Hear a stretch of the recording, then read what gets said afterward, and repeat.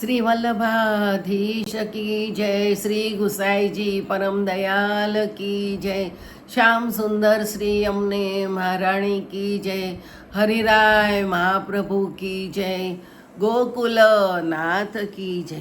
આપણે સોળસ ગ્રંથ વિશે રસપાન કરીએ છીએ, તેમાં આપણે નિરોધ લક્ષણ ચાલે છે, તેમાં 17મો શ્લોક આવે છે. જે ભક્તોનો બીજ ભાવ હજી દ્રઢ થયો નથી અને તે વ્યસન અવસ્થાને પ્રાપ્ત કરવા ઈચ્છે છે, તે ભક્ત ઠાકોરજીના જે સ્વરૂપની સેવા કરતો હોય તે સ્વરૂપ સાક્ષાત ભગવાન છે એમ સમજી તે સ્વરૂપનું નિરંતર ધ્યાન કરવું. તે સ્વરૂપના શ્રીઅંગો સાક્ષાત ભગવાનના શ્રીઅંગો છે એમ સમજી તેમના દર્શન કરવા અને એમનો સ્પર્શ કરવો. તેમ કરવાથી ભગવાન સાથેનો સંબંધ સિદ્ધ થાય છે. જગતમાં સર્વ કંઈ ભગવત રૂપ છે, તેથી ભક્તોનો ઉદ્ધાર કરવાની ઈચ્છા થતાં તે સ્વરૂપમાંથી પ્રભુ સાક્ષાત પ્રગટ થાય છે. ભગવાન સ્વરૂપમાં વ્યાપી જઈને બહાર પ્રગટ થાય છે. માટે ભગવત સ્વરૂપના દર્શન અને સ્પર્શ સાક્ષાત ભગવાનના દર્શન અને સ્પર્શ છે એમ ચોક્કસ સમજવું. ભગવત સેવામાં હાથ સેવા માટે છે, પગ ભગવત સેવાનું કાર્ય કરવા ચાલવા કાઢે છે માટે છે, કાન અને જીભ કથા શ્રવણ અને કીર્તન માટે છે. જનનેન્દ્રિયનું ભગવાનમાં ઉપયોગી પણ સ્પષ્ટ ન હતી, તેની સ્પષ્ટતા કરતાં આજ્ઞા કરી કે કાલ્પ સંકલ્પનો પુત્ર છે. કામ કૃષ્ણ પ્રિય બને તો તેનું કાર્ય ભગવત સંબંધી થાય, અર્થાત પુત્ર પ્રાપ્તિ થતાં પુત્ર સેવામાં સહાયક બને. મળમૂત્રનું સર્જન કરનાર ઇન્દ્રિયો શરીરને શુદ્ધ કરે છે, પરિણામે શરીર સેવામાં સ્વસ્થ રહે છે. તે રીતે શરીરની સર્વ ઇન્દ્રિયોનો સેવામાં વિનિયોગ કરાવવો જરૂરી છે. આપણા ઉદ્વેગો નિવૃત્ત થતાં આપણી સેવા આધિદેવિક બને છે. હીન અધિકારવાળાના ભક્તોનું એ મુખ્ય સાધન છે. હવે મહાપ્રભુજી બતાવે છે કે હીન અધિકારવાળા ભક્તો માટે બીજા ગ્રંથોમાં સેવા ઉપરાંત કેટલાક સાધન બતાવવામાં આવ્યા છે. 17મો શ્લોક. હરિમૂર્તિ સદા ધેયા સંકલ્પાદ અપી ત્રત્તર્હિ દર્શનમ સ્પર્શનમ સ્પષ્ટમ તથા કૃતિ ગતિ સદા શ્રવણમ કીર્તમ સ્પષ્ટમ પુત્રે કૃષ્ણ પ્રિયે રતિ પાયોરમલાંશ ત્યાગેન શેષ ભાગમ તનોનયે. 18મો શ્લોક. સંકલ્પથી પણ હરિમૂર્તિ સદા ધ્યાન કરવા યોગ્ય છે, તેમજ તે હરિમૂર્તિમાં સ્પષ્ટ દર્શન અને સ્પર્શ કરવા અને તે જ મુજબ ભાવના રાખી કૃતિ અને ગતિ સદા કરવી. વળી શ્રવણ અને કીર્તન પણ સ્પષ્ટ મનમાં આ બાબત સાક્ષાત થાય તેમ કરવું. કૃષ્ણપ્રિય પુત્રની પ્રાપ્તિ માટે જ રતિ કરવી. પાયુ ઇન્દ્રિય મળ અંશના ત્યાગ વડે પરોક્ષ સેવા બજાવે છે એમ ભાવના રાખવી. આ ઇન્દ્રિય સિવાયના શરીરનો શેષ ભાગ પણ પ્રભુ સેવામાં જોડવો. આ શ્લોકમાં મન અને તેના આધીનની 10 ઇન્દ્રિય મળી કુલે 11 ઇન્દ્રિય પ્રભુમાં શી રીતે લાગે તે ઉપાય બતાવ્યો છે. ધ્યાનથી મન, દર્શનથી આંખ, સ્પર્શથી ત્વચા અને ગંધના સ્પર્શથી નાક, કૃતિથી હાથ, ગતિથી પગ, શ્રવણથી કાન અને કીર્તનથી મુખ તથા જીવ 9 ઇન્દ્રિયોનો સ્પષ્ટ સેવામાં વિનિયોગ બતાવ્યો છે. સાક્ષાત સ્વરૂપની સાથે એ ઇન્દ્રિયોનો વિનિયોગ થાય છે એવી ભાવના રાખવી.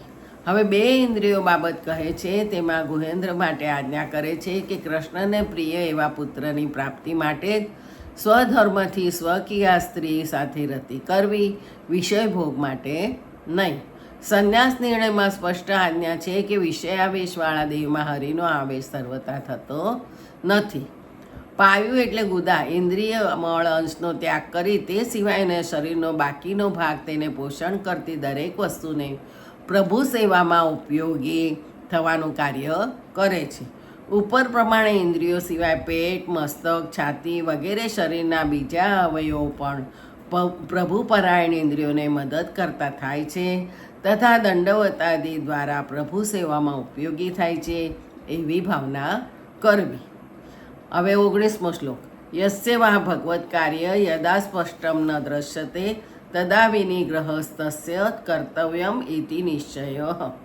જે ઇન્દ્રિયોનું જ્યારે ભગવત કાર્યને વિશે સ્પષ્ટપણું ન દેખાય ત્યારે તે ઇન્દ્રિયોનો વિશેષ કરીને નિગ્રહ કર્તવ્ય છે એ પ્રમાણે નિશ્ચય છે.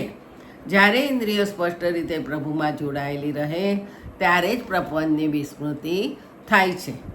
દાખલા તરીકે દર્શન કરતી વખતે આંખ ઠાકોરજી સામે હોય પણ મન બીજે રખડતું હોય, તેમજ આંખો પણ પ્રભુ સન્મુખ હોવા છતાં વાંકું ચૂકું જોતી હોય તો દર્શનનો લાભ મળતો નથી. તે જ મુજબ શ્રવણ કરતી વખતે મન તેમાં બરાબર ન હોય તેમજ કાન બીજામાં લાગેલા હોય એ વગેરે કારણોથી શ્રવણ સિદ્ધ થતું નથી. માટે દરેક ઇન્દ્રિય ભગવત કાર્યમાં જ લાગે. તે માટે જ્યારે જ્યારે ઇન્દ્રિયો લૌકિકપણામાં લાગવા જેવું જણાય કે તરત બુદ્ધિ વડે તે ઇન્દ્રિયોનો વિશેષ કરીને નિગ્રહ બીજે જવા દેતા નથી. વિશેષ કરી નિગ્રહ બીજે ન જવા દેવી તે કરવો જેને આપણે મન મારવું કહીએ છીએ. જ્યારે જ્યારે કોઈ ઇન્દ્રિયો ભગવત વિષયના બદલે લૌકિક વિષયોમાં જતા જણાય ત્યારે મન મારીને બળાત્કારથી તે ઇન્દ્રિયોને તેમાંથી પાછી વાળવી જોઈએ. એમ સતત પ્રયત્ન કરવાથી ઇન્દ્રિયોને ભગવાનમાં અધ્યાસ થઈ જશે. પછી ભગવત કાર્ય છોડી લૌકિક કાર્યમાં જવાને ઇન્દ્રિયો પોતે જ લલચાશે નહીં. નિરોધ અવસ્થાપન્ન ભક્તિથી ઉત્કૃષ્ટતર પુષ્ટિ ભક્તિમાં બીજી કોઈ પણ સિદ્ધિ સંભવ નથી. 20મો શ્લોક. નાન પરતરો મંત્રોત નાત પરતરઃ સ્તવઃ નાત પરતરા વિદ્યાતીર્થ નાત પરાત પરમ. આ નિરોધથી બીજો મંત્ર નથી, આથી મોટું બીજું સ્તોત્ર નથી, આથી બીજી વિદ્યા નથી અને આથી બીજું મોટું તીર્થ નથી.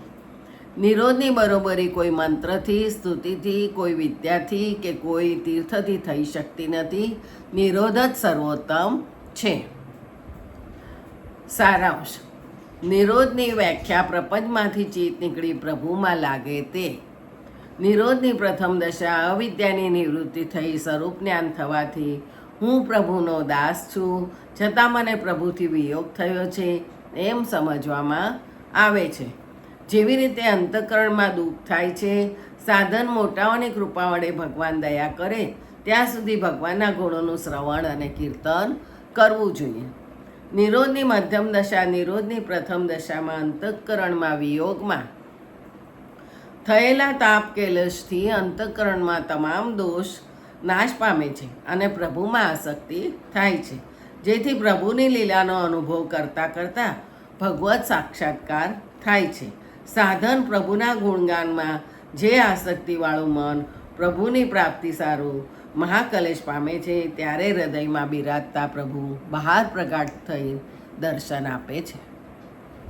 નિરોધની ઉત્તમ દશા પ્રભુ સાક્ષાત્કાર થયા પછી પાછા હૃદયમાં બિરાજે ત્યારે ફળરૂપ વિરહ દશા પ્રાપ્ત થાય છે. આવી દશા પ્રભુની અત્યંત કૃપા ભક્ત પર વરસે ત્યારે જ થાય છે, કોઈ સાધનથી પ્રાપ્ત થાય તેમ નથી. નિરોધ દશા સ્વબળથી પ્રાપ્ત થતી નથી, મહાન ભગવતીઓની કૃપાથી જ થાય છે. માટે નિરોધ દશાની પ્રાપ્તિ માટેના અધિકારીઓએ ભગવતીનો સંગ કરી તેમની પાસેથી ભગવદ્ ગુણનું શ્રવણ કરી ગુણગાન કરવું. જેને ભગવાન છોડી દીધેલા છે તેઓ પ્રવાહી જીવો આ ભવસાગરમાં મગ્ન છે અને જે નિરોધ પામેલ જીવો છે તે નિરંતર ભગવત વિષયમાં મગ્ન રહેલા હોય છે. સંસાર વેશવાળી ઇન્દ્રિયો સંસારમાંથી છૂટી પ્રભુમાં લીન થાય તે માટે તે ઇન્દ્રિયો જે વસ્તુમાં લાગેલી હોય તે વસ્તુ સહિત તે ઇન્દ્રિયો ભગવાનમાં જોડવી. આથી તે ઇન્દ્રિયો ઉપર બળાત્કાર ન થવાથી સંસારના વિરહથી ક્લેશ થતો નથી. જો કે જ્ઞાન માર્ગમાં વસ્તુના ભાવથી થતો ક્લેશ ધૈર્ય વડે દાબી દેવાય છે, પણ ભક્તિ માર્ગમાં તો ક્લેશ જ થતો નથી. એટલું જ નહીં પણ વસ્તુના તેવા અભાવમાં પ્રભુનું દયાળુપણું મનાય છે.